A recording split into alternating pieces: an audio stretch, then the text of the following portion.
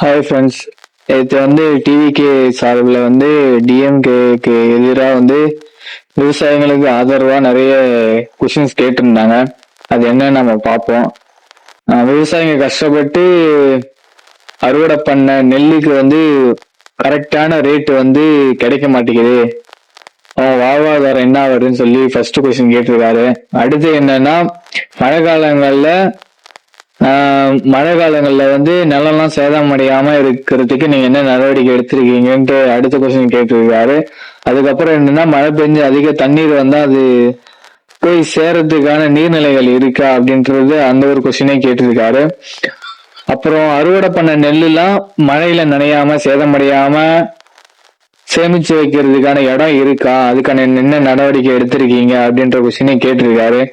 ஒரு வருஷமும் நெல் மழையில நனைஞ்சு வீணா போகுது, அதற்கான இத்தனை வருஷம் அதை பார்த்தா அதுக்கான நடவடிக்கை இன்னும் எடுக்கல அப்படின்ற கொஸ்டினே கேட்டிருக்காரு.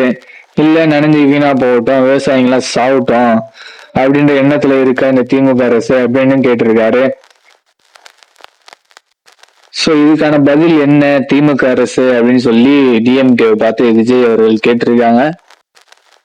இதை பத்தி நீங்க என்ன நினைக்கிறீங்கன்னு சொல்லி கீழே கமெண்ட் பண்ணுங்க.